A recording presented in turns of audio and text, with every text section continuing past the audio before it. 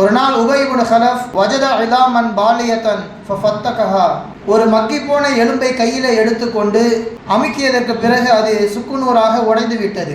அப்போ அதை பார்த்து சொல்கின்றான், ஜஅம முஹம்மதுன் அன்னா நுபஅது பாதல் மௌத், முகமதுடைய இறைவன் இந்த எலும்பை வைத்து மக்கி மண்ணாக போனாலும் உயிரோடு எழுப்பி விடுவான் என்பதாக முகமது நினைத்து கொண்டிருக்கிறார் என்பதாக ஒரு சவால் விடுகின்றான். பொதுவாக மனிதனுடைய முட்டாள்தனம் என்ன அப்படின்னா, தான்கிட்டேயே எல்லா விதமான ப்ரூஃபையும் வச்சுட்டு வெளி உலகத்தை தேடிட்டு இருப்பான். அப்போ அல்லாஹ் நம்ம உடம்புல என்ன ப்ரூஃப் வச்சிருக்கிறான்? லைஸ மினல் இன்சானி இல்லா எபுலா, மனிதனுடைய உடம்பிலே அழியாத உறுப்பு என்று எதுவுமே கிடையாது.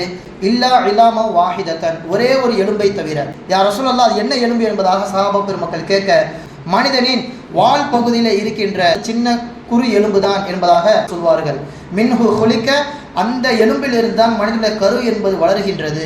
வஃபீஹி யுரக்கபு, அந்த எலும்பில் இருந்தான் மனிதன் மீண்டும் உயிர் கொடுத்து எழுப்பப்படுவான்.